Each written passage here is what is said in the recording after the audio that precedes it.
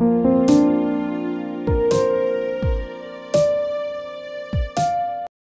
a controversial topic in the present world, especially. আজকালকার দিনে সব মেজরিটি নিউক্লিয়ার ফ্যামিলি, মা বাবা দুজনেই ওয়ার্কিং। সেই কেসে যদি মা বাবাকে সবসময় বাচ্চা দেখতে হয়, এটা কিন্তু খুব একটা সহজ ব্যাপার নয়। তো এটা যদি করতে হয় যে বাবা মা বাচ্চা দেখবে, কোনো নানির হাতে ছাড়বে না, তার জন্য আমাদের ওয়ার্ক প্লেস এনভায়রনমেন্ট বদলানো খুব দরকার। ডেফিনেটলি প্রভাব ফেলছে, শারীরিক মানসিক সব দিক থেকে প্রভাব ফেলছে। তার কারণ হচ্ছে মোবাইলে যত বাচ্চারা হুকড হচ্ছে, তত তাদের লাইফটা সেডেন্টারি হয়ে যাচ্ছে। মানে কি, তারা আর খেলে ধুলে বাইরে মাঠে আর পাঁচটার সঙ্গে লোকের সঙ্গে বেরিয়ে দৌড়াদৌড়ি করে ঝাপাঝাপি করে খেলা বন্ধ করে দিচ্ছে। তারা কি সাইড জায়গায় বসছে, মোবাইলটা চালাচ্ছে, দেখে যাচ্ছে সমানে, তাদের বডির কোনো অ্যাক্টিভিটি হচ্ছে না।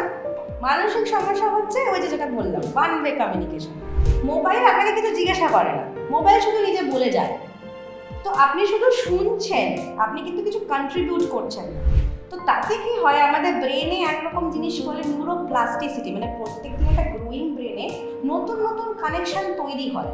সেই কানেকশনগুলো কি তৈরি হয়, যে নতুন জিনিস আমি দেখলাম, নতুন কিছু শিখলাম, নতুন কারোর সঙ্গে কথা বললাম, নতুন কোনো শব্দ শুনলাম, সে কেউ যদি আমাকে সেটা জিজ্ঞাসা করে, সেই কানেকশনটা তৈরি হয়, আমি সেটাকে রিপ্রোডিউস করতে পারি।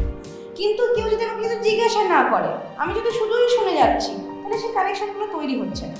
যেহেতু সেই কানেকশনগুলো তৈরি হচ্ছে না, তাই আমিও কথা বলতে শিখছি না, আমি আর পাশের লোকের সাথে কমিউনিকেট করতে শিখছি না, আমি সোশ্যালি সেক্লুডেড হয়ে যাচ্ছি।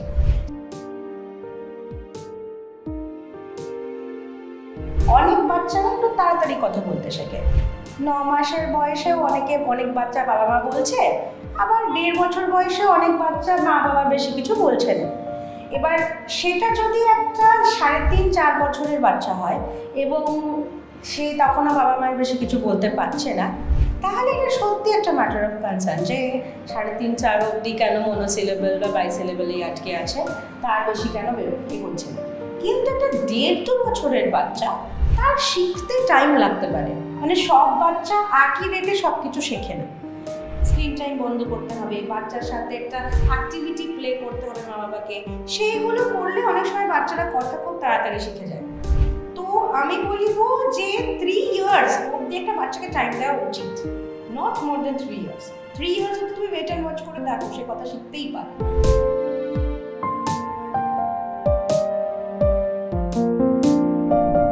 নমস্কার, গৌরী দেবী হসপিটালসের তরফ থেকে আমি মৌপ্রিয়া, এবং আজকে আমরা আলোচনা করব শিশুর শারীরিক বৃদ্ধি এবং বিকাশ নিয়ে।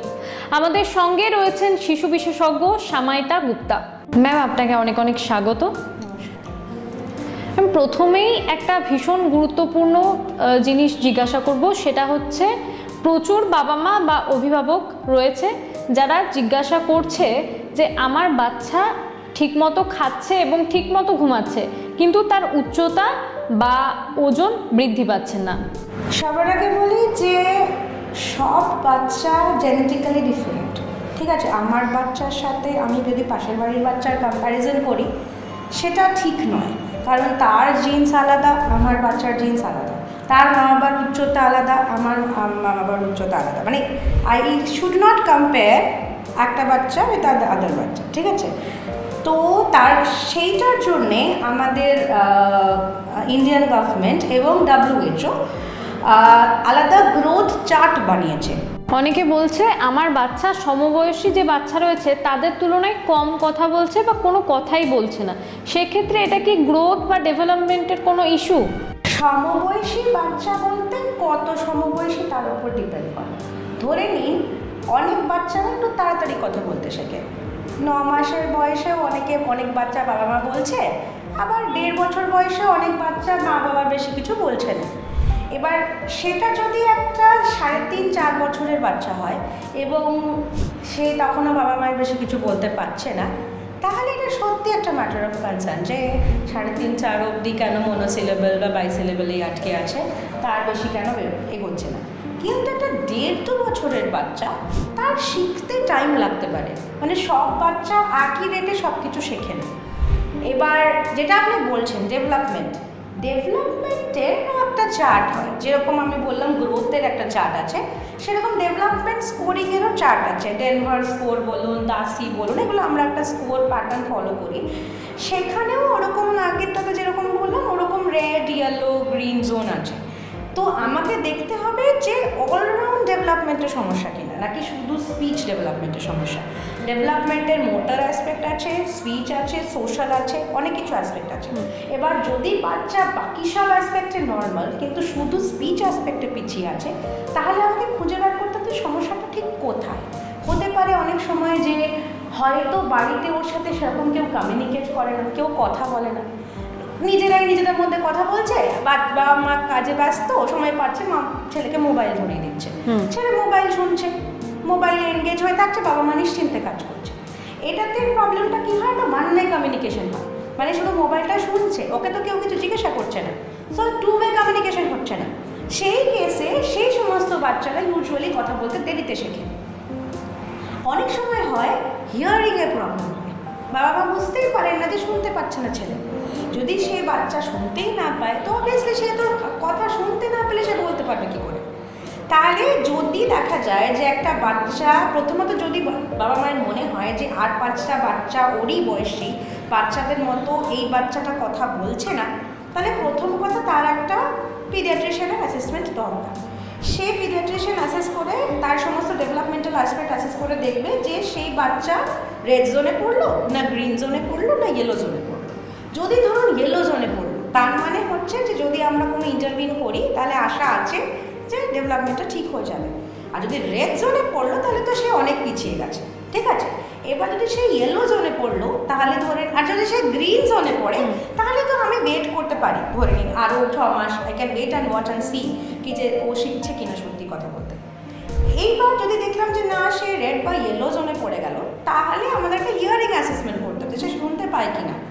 সে যদি ঠিকঠাক শুনতে পায় তাহলে তার স্পিচ কেন গণ্ডগোল হচ্ছে। এই যে স্ক্রিন টাইম, যেটা আমি বললাম, স্ক্রিন টাইম বন্ধ করতে হবে, বাচ্চার সাথে একটা অ্যাক্টিভিটি প্লে করতে হবে মা বাবাকে, সেইগুলো করলে অনেক সময় বাচ্চারা কথা খুব তাড়াতাড়ি শিখে যায়। তো আমি বলবো যে 3 ইয়ার্স অবধি একটা বাচ্চাকে টাইম দেওয়া উচিত, not more than 3 years. 3 years অবধি তুমি ওয়েট অ্যান্ড ওয়াচ করে দেখো, সে কথা শিখতেই পারে। 3 বছরের ওপর হয়ে গেল বাচ্চা, তাও মা বাবা বেশি কিছু বলছে না, দেন ইউ শুড ইন্টারভিউ, দেখা উচিত যে সেখানে কথা বলছে। তার আগে 1.5-2 বছর বয়সে আর 5টা বাচ্চার মতো কথা বলছে, okay you can wait and watch, 6 মাস এখনো ওয়েট করতে পারে। তাহলে মোবাইল শারীরিক বিকাশেও প্রভাব ফেলছে? ডেফিনেটলি প্রভাব ফেলছে, শারীরিক, মানসিক সব দিক থেকে প্রভাব ফেলছে। তার কারণ হচ্ছে মোবাইলে যত বাচ্চারা হুকড হচ্ছে তত তাদের লাইফটা সেডেন্টারি হয়ে যাচ্ছে। মানে কি, তারা আর খেলে ধুলে বাইরে মাঠে আর 5টা লোকের সঙ্গে বেরিয়ে দৌড়াদৌড়ি করে ঝাপাঝাপি করে খেলা বন্ধ করে দিচ্ছে। তারা যে এক জায়গায় বসছে, মোবাইলটা চালাচ্ছে, দেখে যাচ্ছে সমানে, তাদের বডির কোনো অ্যাক্টিভিটি হচ্ছে না, ঠিক আছে। অ্যাট টাইমস ইভেন আমরা দেখেছি অবজার্ভ করে যে মায়েরা বলে মানে যে আমার বাচ্চা তো কিছুই খায় না, খাবে কি করে, তার বাচ্চা তো সমানে মোবাইল দেখছে, মোবাইল দেখতে তার মুখে যা গুঁজে দেওয়া হচ্ছে সে সেটা খাচ্ছে, সে জানেই না যে সে কি খাচ্ছে। এক্স্যাক্টলি। তো তাহলে তার এটার থেকে দুটো কনক্লুশন হতে পারে, একটা আন্ডার নারিশ হয়ে যেতে পারে যে বাচ্চা কতটা খাচ্ছে বা কী খাচ্ছে তার কোনো হিসাব নেই, তো বাচ্চা কম খাচ্ছে, আর না তো সে ওভার নারিশ হয়ে যেতে পারে, মানে তাকে খাইয়েই যাচ্ছে, সে তো মোবাইল দেখেই যাচ্ছে, সে বুঝতে পারছে না সে কতটা খাবে। তো এইটা একটা প্রবলেম, যেটা শারীরিক সমস্যা। মানসিক সমস্যা হচ্ছে ওই যেটা বললাম, ওয়ান ওয়ে কমিউনিকেশন। মোবাইল আপনাকে কিছু জিজ্ঞাসা করে না, মোবাইল শুধু নিজে বলে যায়, তো আপনি শুধু শুনছেন, আপনি কিন্তু কিছু কন্ট্রিবিউট করছেন না। তো তাতে কি হয়, আমাদের ব্রেনে একরকম জিনিস বলে নিউরোপ্লাস্টিসিটি, মানে প্রত্যেকদিন একটা গ্রোয়িং ব্রেনে নতুন নতুন কানেকশান তৈরি হয়। সেই কানেকশানগুলো কি তৈরি হয়, যে নতুন জিনিস আমি দেখলাম, নতুন কিছু শিখলাম, নতুন কারোর সঙ্গে কথা বললাম, নতুন কোনো শব্দ শুনলাম, সে কেউ যদি আমাকে সেটা জিজ্ঞাসা করে সেই কানেকশানটা তৈরি হয়, আমি সেটাকে রিপ্রোডিউস করতে পারি। কিন্তু কেউ যদি আমাকে কিছু জিজ্ঞাসা না করে, আমি যদি শুধুই শুনে যাচ্ছি, তাহলে সেই কানেকশানগুলো তৈরি হচ্ছে না। সেই কানেকশানগুলো তৈরি হচ্ছে না, তাই আমিও কথা বলতে শিখছি না, আমি আর 5টা লোকের সাথে কমিউনিকেট করতে শিখছি না, আমি সোশ্যালি সেক্লুডেড হয়ে যাচ্ছি।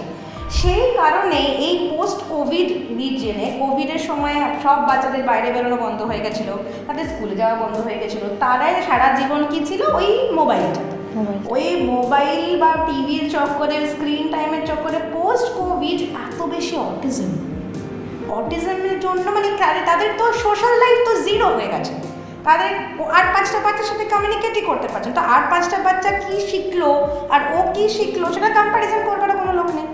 সেই কারণে autism is increasing day by day. তো এই স্ক্রিন টাইম শুধু বডি কেন, মাইন্ড, সোশ্যাল স্কিল, আমাদের সব কিছুকে হ্যাম্পার করছে।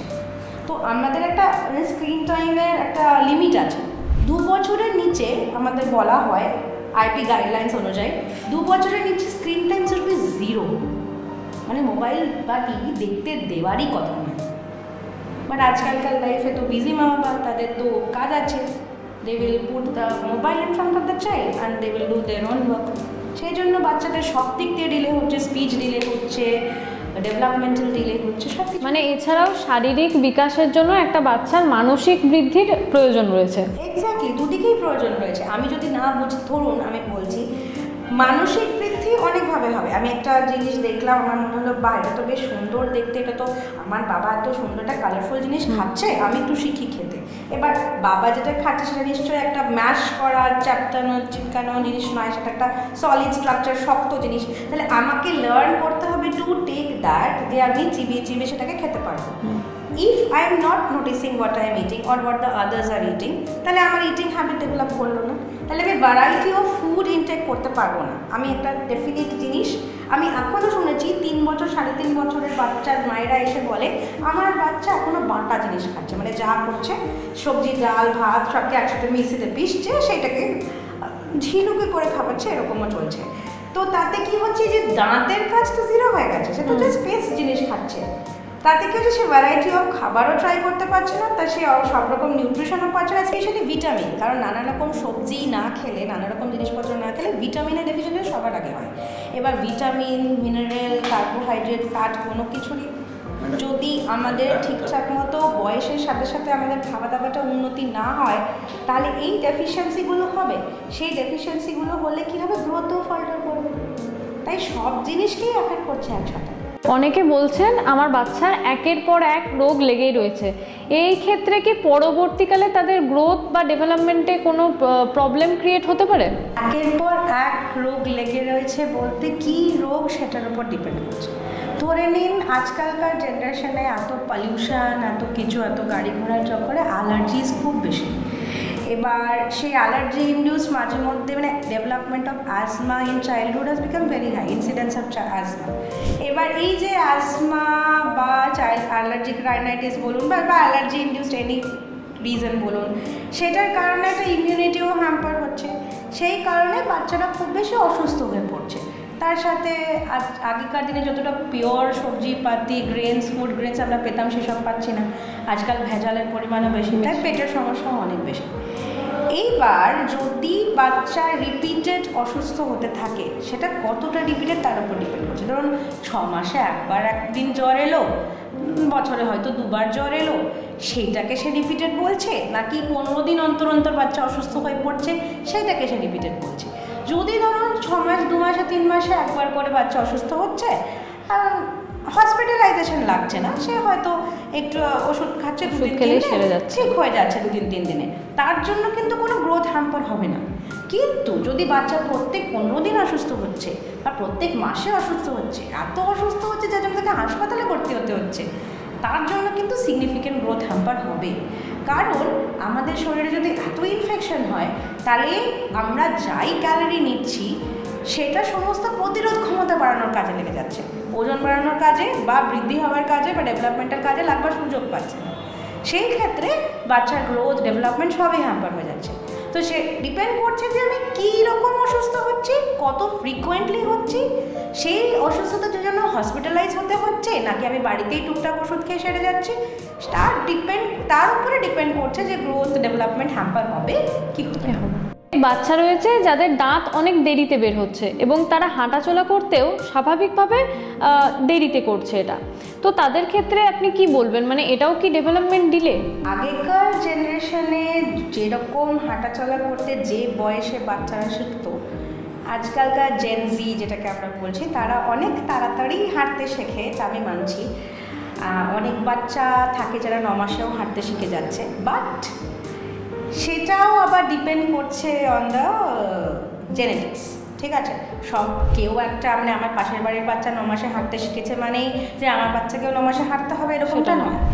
এখনও অবধি কাট অফগুলো কিন্তু একই আছে, মানে এখনও অবধি একটা বাচ্চার ইন্ডিপেন্ডেন্টলি ওয়াক করতে শিখতে 12 মাস থেকে 15 মাস সময় লাগে, তার বয়স 12 মাস থেকে 15 মাস, এবং সেই ওয়াক স্টেবিলাইজ হয়ে মানে সে একদম স্টেবলভাবে হাঁটবে এবং সে পড়ে যাবে না 2 ফুট পরে পরে, সেই সব হতে তো 2-2.5 বছর লেগে যায়।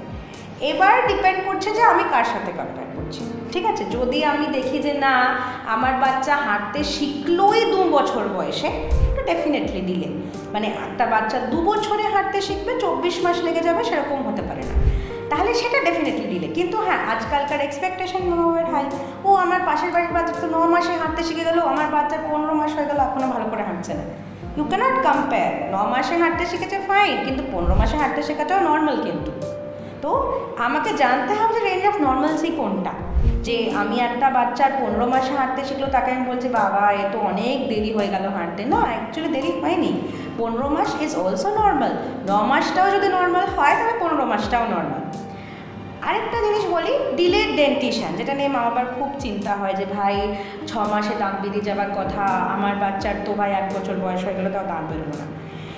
দাঁত যদি বেরোনোর থাকে সে বেরোবেই, ঠিক আছে? সেটা আমরা বলি যে আপ টু 16 মান্থস, মানে 1 বছর 4 মাস অবধি ফার্স্ট ডেন্টিশন হওয়া অবধি আমি ওয়েট করতে পারি। যদি 16 মাসের বেশি সময় পেরিয়ে যায় তাহলে সেটা ডিলেড ডেন্টিশন। এবং যদি ডিলেড ডেন্টিশন হয় সত্যি, মানে 16 মান্থসের পরেও বাচ্চার দাঁত বেরোচ্ছে না, তাহলে কিছু হরমোনাল ইস্যুস আছে কিনা সেটা আমাদের চেক করতে হবে। আমাদের হাইপোথাইরয়েডিজম একটা, যেটার মধ্যে ডিলেড ডেন্টিশন দেখা যেতে পারে, রিকেটস একটা, যেটার মধ্যে ডিলেড ডেন্টিশন দেখা যেতে পারে।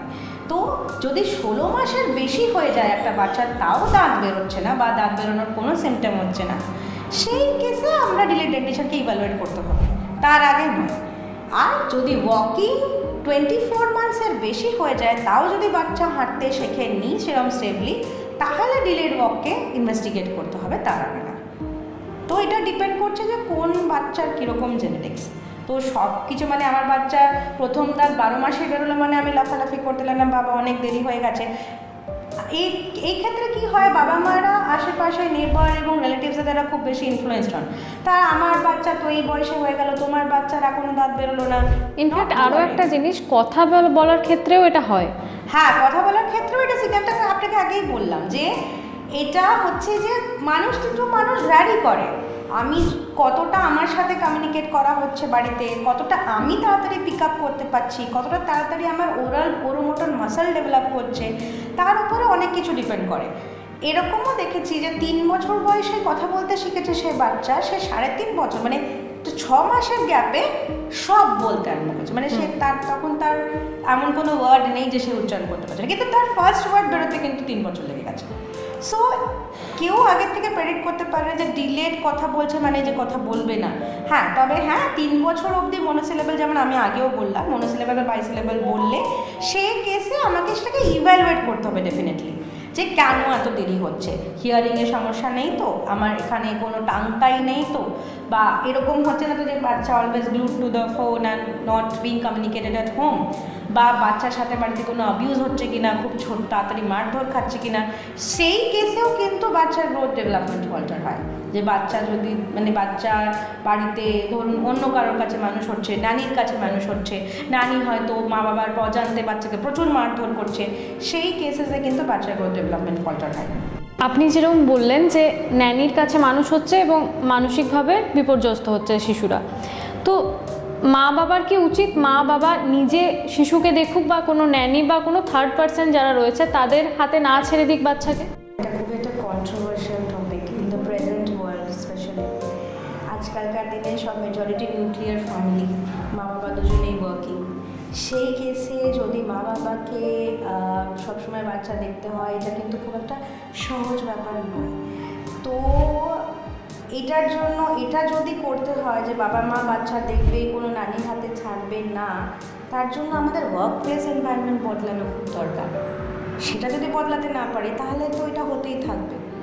যদি ওয়ার্ক প্লেসে এমন জায়গা থাকে যেখানে আমরা বাচ্চাদেরকে রাখতে পারবো, স্পেশালি ক্রেচেস, যদি সেরকম জায়গা থাকে যেখানে মারা গিয়ে গিয়ে বাচ্চা দেখতে পারবে, বাচ্চাদেরকে ওখানে রেখে মারা যখন কাজে ফাঁকে টাইম পেলো গিয়ে বাচ্চা দেখে আসলো, ওখানে 4-5টা বাচ্চা একসাথে খেলাধুলো করলো, একসাথে বড় হয়ে গেল, দেন ফাইন, বাচ্চা মা বাবা দেখতেই পারে। কিন্তু যদি সেরকম ওয়ার্ক প্লেস এনভায়রনমেন্টে এই চেঞ্জগুলো আমরা না আনতে পারি, তাহলে প্রেফারেবল যে কোনো একটা বাড়ির মানুষ থাকুন যখন নানি থাকছে। এবার সে কেসে সেটাও যদি সম্ভব না হয়, আজকালকার জীবনে তো সব নিউক্লিয়ার ফ্যামিলি খুব মুশকিল হয়ে যায়, সেই কেসে নানি কী করছে সেটা মনিটর করতে হবে। সে ক্যামেরা রেখে হোক, সে কিছু করে হোক, মনিটর ডেফিনেটলি করতে হবে যে তো সে তাকে অ্যাবিউজ করছে কিনা, সে তাকে মারধর করছে কিনা, সে ঠিকভাবে তার যত্ন নিচ্ছে কিনা, সেটা যেন মনিটর হয়। অ্যাটলিস্ট দ্য পার্সন যে দেখছে তার এই ভয়ের জন্য থাকে যে আমি যদি কিছু গণ্ডগোল করি দেন আই উইল গেট কট। তো এই ব্যাপারটা যেন থাকে। আদারওয়াইজ যদি আমি পুরোপুরি নানির ভরসা ছেড়ে দিই তাহলে কিছু না কিছু তো গণ্ডগোল হতেই পারে।